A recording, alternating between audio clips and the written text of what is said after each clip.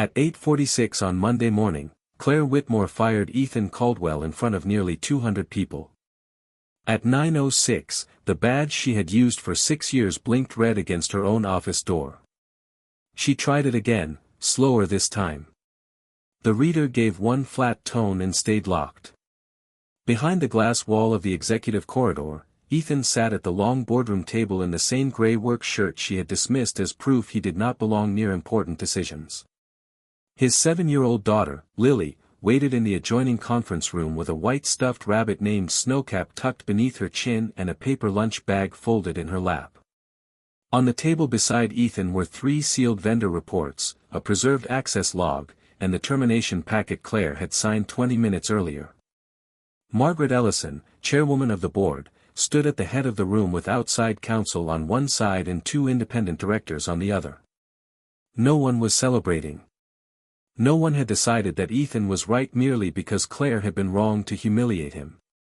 The shipment at the center of the dispute was still locked at the Joliet distribution facility, $480 million in federal business was still at risk, and the board had less than an hour before Northbridge Defense demanded a final answer. Claire pressed her badge against the reader a third time. Read. Marcus Hale from outside counsel opened the door only far enough to stand in the gap. Your authority over Shipment 18 and the related personnel review has been suspended pending an emergency investigation, he said. This is a preservation order, not a final finding. Claire looked past him toward Ethan. You planned this. Ethan finally raised his eyes. He looked exhausted rather than victorious. There was a narrow scratch across the back of his hand from a server rack he had repaired before sunrise, and machine oil darkened one sleeve of his shirt. No, he said. I preserved the chain. Lily shifted behind the glass, watching the woman who had taken her father's badge discover that her own no longer worked. 20 minutes earlier, Claire had believed she was removing a reckless night employee who had frozen the largest partnership in Maraway Systems history. She had not known why Grant Mercer kept checking the lobby cameras. She had not known why Ethan asked to use the reception phone instead of begging for his job. Most of all, she had not known what board lock was designed to protect. To understand why the company stopped obeying its chief executive officer at 9:06, the story had to return to 6 weeks earlier, when a man everyone called the Quiet Night Technician began writing down numbers that were never supposed to appear together. Ethan Caldwell had spent 3 years becoming easy to overlook.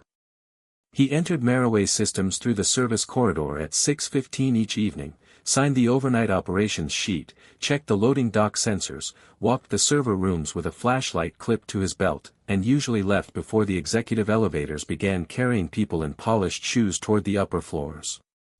Day staff knew him when a badge reader failed or a shipment code refused to clear. Almost no one knew why a man who understood system architecture better than some of the engineers on the 41st floor was wearing a contractor-issued work shirt. Ethan was 36, with gray beginning at his temples and the patient movements of someone who had learned not to waste energy on things that could not be repaired.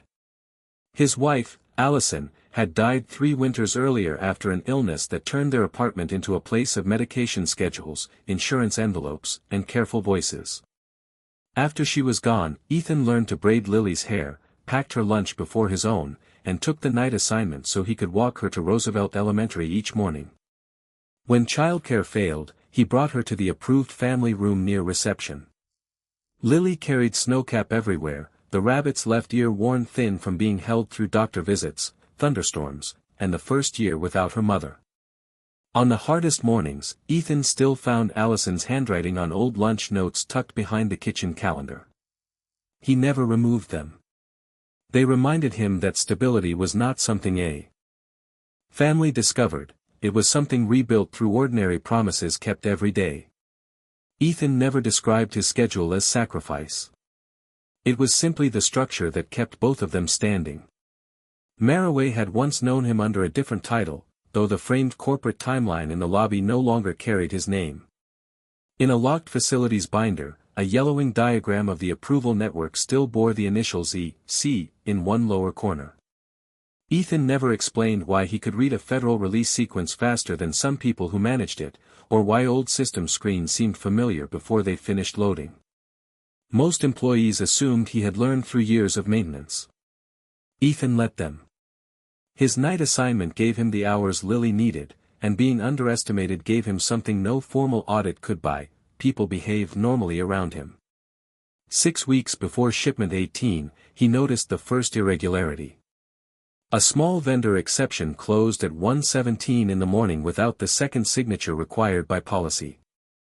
4 days later, another vendor name changed by a single letter, then reverted after payment cleared. The following week, a compliance warning disappeared from the active queue but remained visible in the protected history. None of those events proved fraud. Together, they formed a question. Ethan copied the times into a black notebook he kept behind spare fuses in maintenance closet C. He waited because suspicion was not evidence. Around a man they considered unimportant, executives forgot to be careful. Claire Whitmore had built her career by making delay look more dangerous than action. At 39, she had taken Maraway Systems through 2 restructurings, a failed acquisition, and a year in which federal clients nearly removed the company from an approved supplier list. Under her leadership, revenue rose 34%, operating waste fell 12%, and more than 800 jobs in Illinois remained funded when competitors were closing facilities. To Claire, hesitation was rarely neutral. A missed delivery could trigger a loan covenant, and a lost client could close a warehouse. Her office reduced. Every delay to a color, a cost, and a person expected to explain it. She did not think of herself as cruel. Cruelty sounded impulsive, and Claire believed she acted from discipline. The problem was that discipline had slowly become a filter.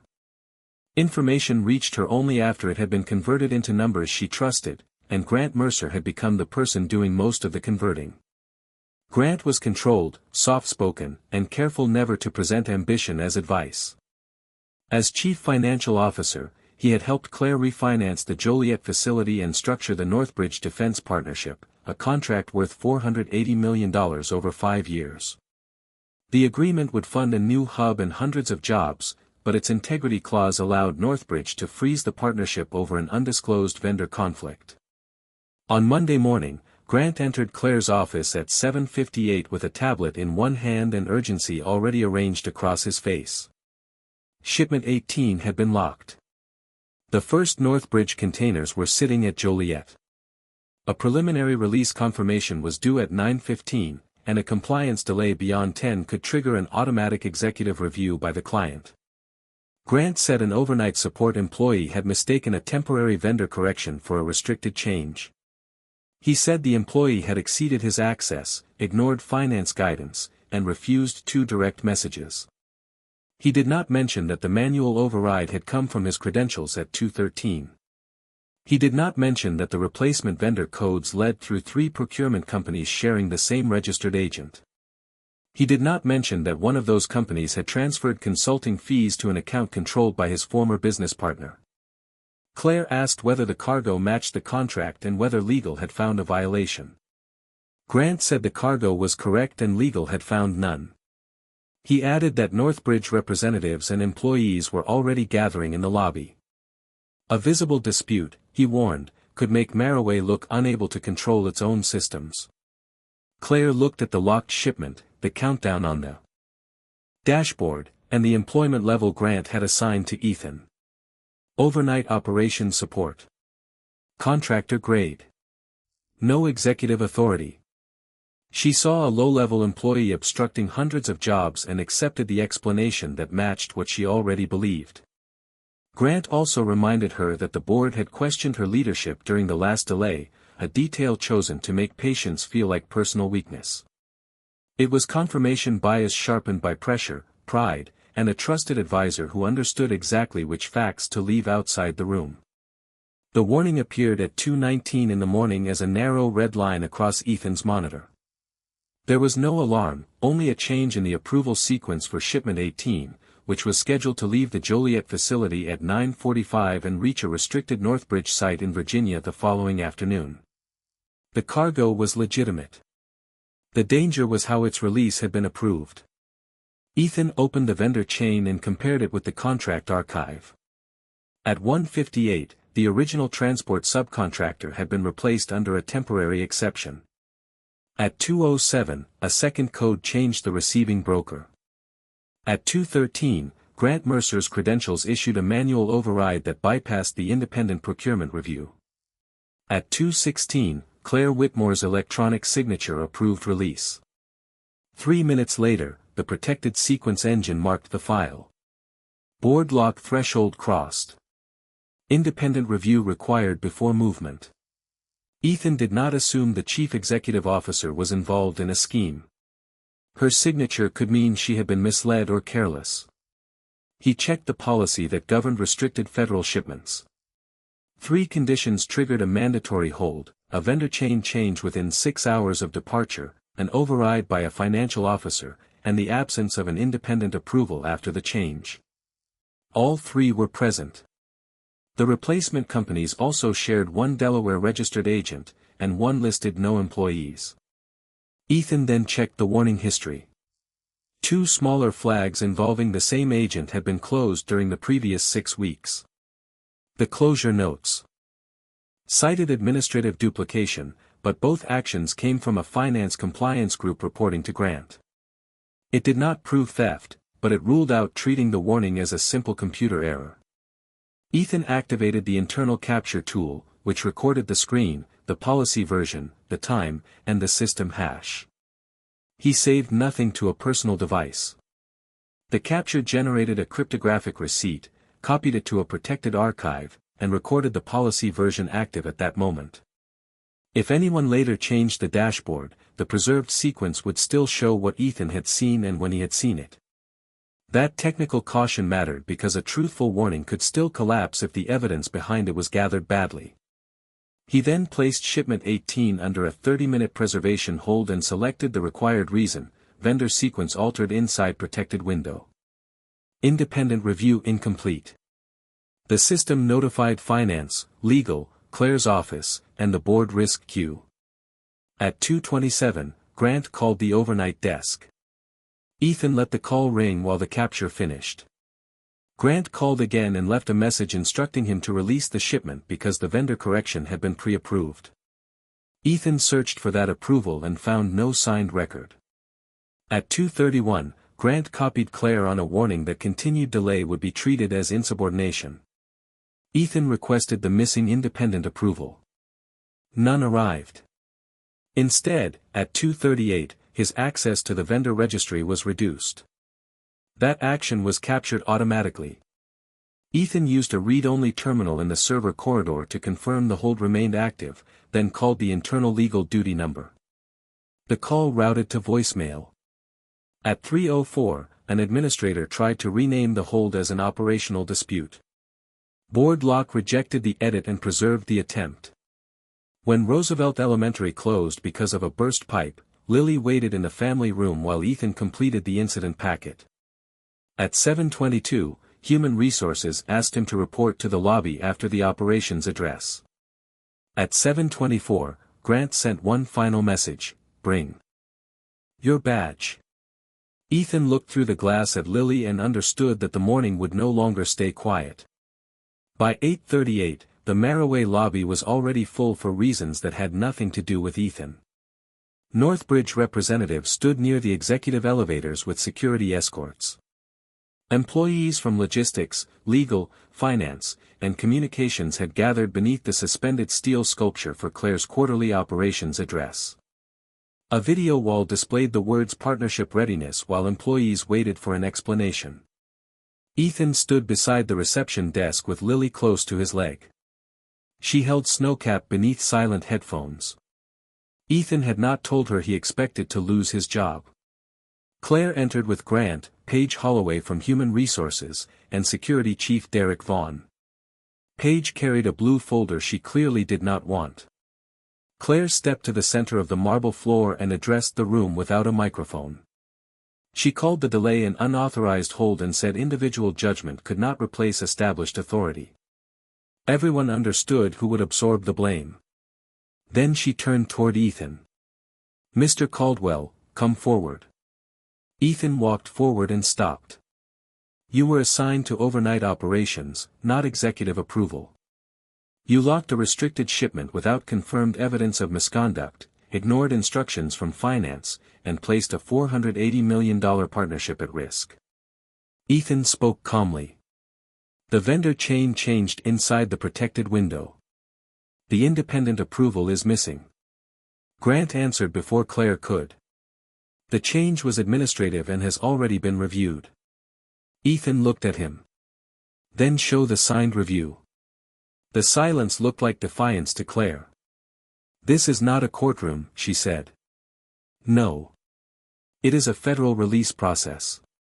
A Northbridge attorney stopped writing. Near the security gates, employees who had been whispering fell quiet. Lily could not understand the contract figures, but she understood that every adult had turned toward her father and that none of them were standing beside him. Ethan kept one hand open at his side so she could see he was not frightened. Even when his own pulse told him otherwise.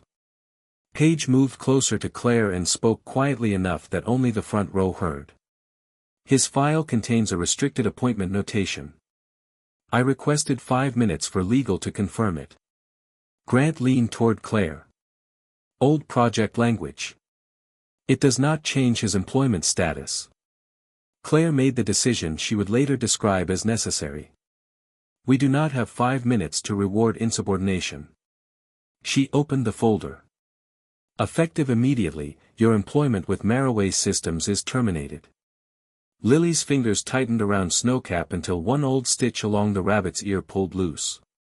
Ethan removed his badge and placed it on the glass counter. He did not plead. He did not remind Claire of his history. He did not accuse Grant of anything the records had not yet proved. Claire saw his silence and pushed further, believing certainty was the only thing keeping the room under control. Her eyes moved toward Lily. Take your daughter and leave. This company cannot allow personal circumstances or unsupported suspicion to endanger hundreds of jobs. The sentence was not shouted, which made it travel farther. He looked down at Lily and said, "Cover your ears for a moment, sweetheart." She obeyed, pressing both hands over the headphones. Ethan turned to Paige. "Did you authorize the termination?" Paige looked at the folder. "No. I was asked to process it." "Was the restricted notation reviewed?" "Not yet." Ethan looked at the reception phone. "May I use that?" Claire mistook the request for surrender. "You have 1 minute." Ethan lifted the receiver and dialed 11 digits from memory. The lobby watched. On the third ring, a woman answered. Ethan said, "Margaret, it is Ethan. Board lock was crossed, the original capture is sealed, and I have just been terminated before independent review." Grant stopped breathing normally. Claire did not recognize the danger until Ethan added, "Yes. Lily is with me. No, I have not released the shipment." The call lasted 31 seconds. Ethan gave Margaret Ellison the shipment number, the override time, the status of the internal capture, and the names of the people present. He stated only what the preserved record could support. Margaret confirmed the lock criteria, the missing legal review, and the unverified appointment notation. Margaret's voice became quieter. "Do not leave the building. Tell Derek Vaughn to preserve lobby footage from 8:30 onward. I am already upstairs." Ethan replaced the receiver carefully. Claire folded her arms. "Who was that?" Ethan looked at Lily first. "You can lower your hands now." When she did, he answered. "Margaret Ellison." Grant lost color. Claire stared at Ethan.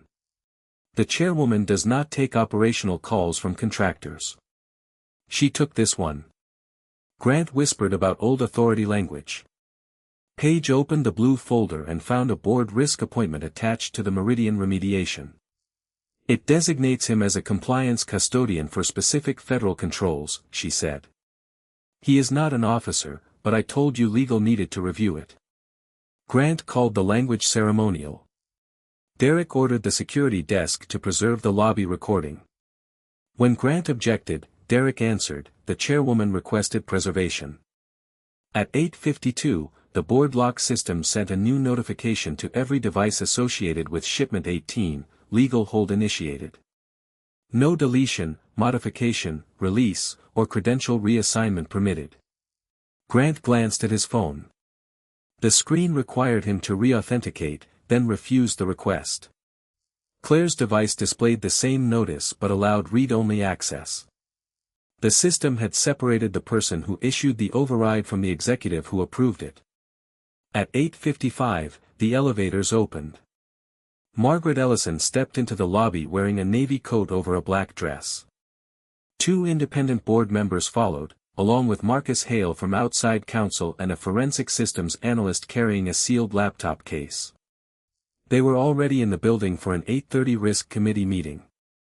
The meeting had originally been scheduled to review quarterly federal contract exposure, not Ethan's warning, but it placed the independent directors, outside counsel, and the chairwoman within 6 elevator floors of the evidence.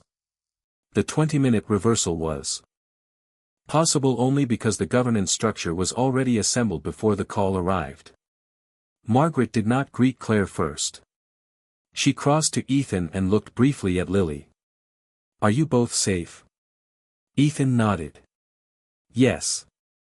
Margaret turned to Derek. "Preserve all relevant footage and access records. No one leaves with a company device until counsel reviews it."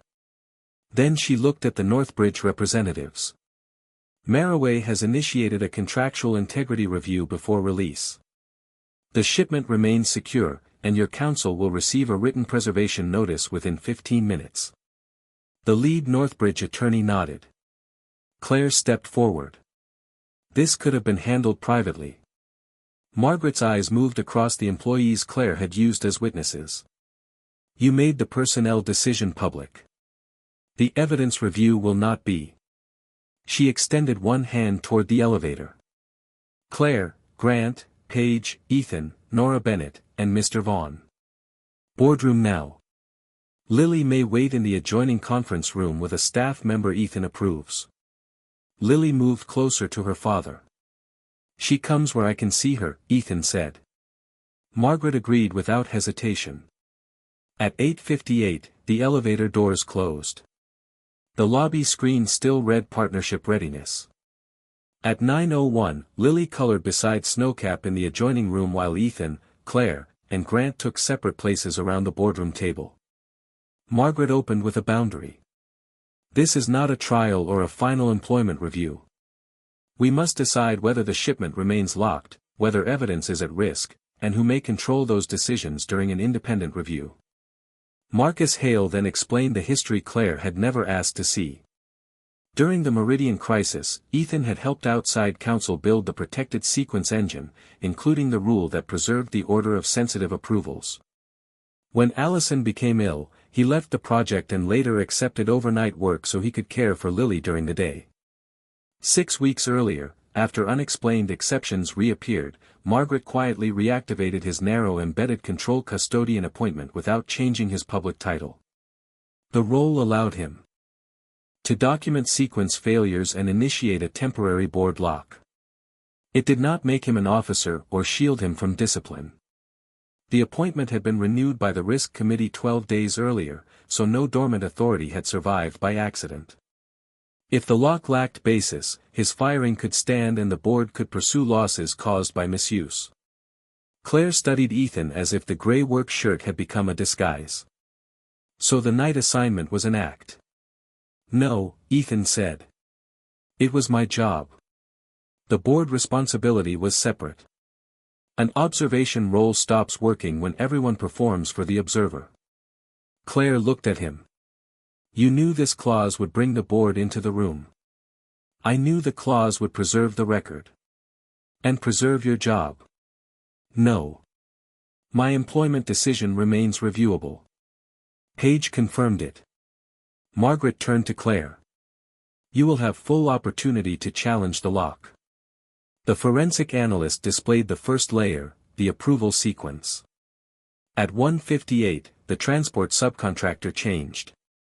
At 2:07, the receiving broker changed. At 2:13, Grant's credentials issued the manual override. At 2:16, Claire approved release. No independent procurement signature followed the vendor changes. Grant claimed a phone approval, but the archive showed only an unsigned draft created at 2:48, 35 minutes after his override. Ethan did not interrupt. The second layer showed 3 vendor names sharing an agent, 2 addresses, and a consulting transfer linked to Grant's former business partner. Grant leaned forward. Association is not beneficial ownership. Shared agents are common. A consulting payment is not evidence of a kickback. Ethan answered before anyone else could. He is right. That record alone does not prove a kickback. Claire looked at him, briefly surprised. Ethan continued. It proves the conflict required independent review before release. The third layer showed 2 earlier flags closed by Grant's finance compliance group. At 3:04, an administrator session tried to change the hold reason from a terminal inside Grant's suite. Board lock denied the edit, and Derek's badge log placed Grant there. Grant looked toward Claire. I was trying to correct an inaccurate operational label, not erase evidence. Claire's voice sharpened. You told me there was no protected vendor issue. I believed there was not. Margaret turned to Claire. What did you review before signing at 2:16? Claire described Grant's summary: cargo verified, vendor change administrative, legal review pending. Marcus displayed the actual release screen. A red notice beneath the signature field stated independent review missing after financial override. Claire had clicked acknowledge and continue. Grant told me the warning was generated automatically whenever finance corrected a code. Did you ask legal? Not at 2:16 in the morning. Did you ask this morning before terminating the person who preserved it? Claire looked at Paige. I was told the notation was old. Paige answered, you were also told I had not confirmed that. At 9:05, Margaret called a recess. Ethan looked through the glass and gave Lily a small nod. The board returned at 9:06. Margaret did not begin with Claire. She addressed Grant first. Your system access, financial approval authority, and company device privileges are suspended pending forensic review. This is an administrative preservation measure, not a final finding. Marcus placed the order in front of him. Respond through counsel. Do not touch your phone. Margaret then turned to Claire. The board has not found that you participated in a financial scheme. The current evidence shows that you approved a restricted release without the required independent review, ignored an unresolved system warning, and terminated the person who preserved the record before Human Resources completed a protected role check. The certainty had left Claire's face. I acted to protect a partnership supporting 800 jobs. An independent director answered, pressure does not remove the control. Claire looked toward Ethan. And if his interpretation is wrong? If Northbridge walks because one employee treated common vendor administration like fraud? Ethan answered carefully. Then the board should overturn the lock after independent review, and I should accept the consequences. But the review cannot be independent while the person whose credentials issued the override controls the records, and it cannot be credible while the executive who approved release can remove the witness before legal checks his appointment. Margaret placed 2 resolutions on the table. The first kept shipment 18 locked for up to 48 hours while outside counsel verified the vendor chain and notified Northbridge under the contract's integrity provision. The second temporarily suspended Claire's authority over shipment 18, compliance personnel, and any employee connected to the review. She would remain Chief Executive Officer for unrelated operations unless later evidence required broader action. Northbridge Council received the preservation notice at 9:08 and agreed that no contractual default would be declared while the independent review remained active. The independent directors passed both resolutions, and Claire's badge permissions changed. When she rose and placed her badge against the reader, the light blinked red. The red light was not a verdict. It was a boundary. Marcus opened the door and explained the order. Claire looked past him at Ethan. You planned this? No, Ethan said. I preserved the chain. Claire had treated the lock as a challenge to authority. Ethan had used it to keep evidence alive. Outside, Ethan crouched in front of Lily. Are we leaving? She asked. Not yet. Are you still fired? Ethan glanced through the glass at Paige, who was speaking with counsel. That decision is being reviewed. Did the phone call fix it? No. The call made sure no one could erase the question. Lily looked from Claire's red badge to the empty clip on Ethan's shirt. To her, both were the same piece of plastic. Her thumb kept rubbing the loose stitch in Snowcap's ear. Over 48 hours, outside counsel traced the vendors through filings, bank notices, and procurement records. Northbridge postponed release because Maraway had reported the issue before shipment. Investigators found that Grant had directed more than $6 million in subcontracting work toward firms connected through undisclosed partners, concealed the conflicts, and drafted instructions to replace the hold record before client review. He was terminated for cause, and the evidence was referred to federal authorities. Claire was not accused of receiving money. Her case concerned judgment and control failures. She had allowed finance to close flags without independent review and approved the phrase "no red" status at client-facing milestones. She meant to solve problems before clients saw them. Grant used it to clean the dashboard. 17 days after the lobby firing, the board removed Claire as chief executive officer for systemic control failures and retaliation against a protected compliance process. The decision reflected a culture in which bad news had become dangerous to the person delivering it. Maraway systems did not emerge from the investigation without damage. Shipment 18 remained at Joliet for 3 days, costing nearly $4 million in transport, legal review, and contract credits. Lenders demanded new reporting, and the share price fell. The partnership survived because Maraway reported the violation before cargo moved and provided the preserved sequence. No warehouse closed and no hourly employee was laid off. Ethan's termination was rescinded. Margaret asked what would prevent another finance chief from controlling the information reaching the chief executive officer. Ethan proposed 3 changes. Federal compliance warnings would report simultaneously to operations, legal, and the board. No financial officer could request and approve the same vendor exception, and executive overrides would require a permanent recorded explanation. Margaret asked whether Ethan wanted to lead the implementation. He accepted the title Director of Operational Integrity on the condition that mornings remained open for Lily's school. Power should not need a grand title to do its job, he said. Margaret approved both conditions. Claire requested one private conversation before leaving the company. They met in a small conference room without glass walls. I did not know what Grant was doing, she said. The board did not remove you for knowing everything. They removed me because I did not want to know anything that might slow the deal. Ethan did not answer immediately. Claire looked down at her hands. I thought pressure was the price of protecting jobs. Pressure tells you what matters, Ethan said. It does not tell you what is true. She nodded once. I was wrong about you. You were wrong about what the lock meant. And about your daughter being there. Ethan's expression changed. Yes. Claire accepted the word without defending herself. Before leaving, she asked whether Ethan believed she had ever cared about the people whose jobs she mentioned in the lobby.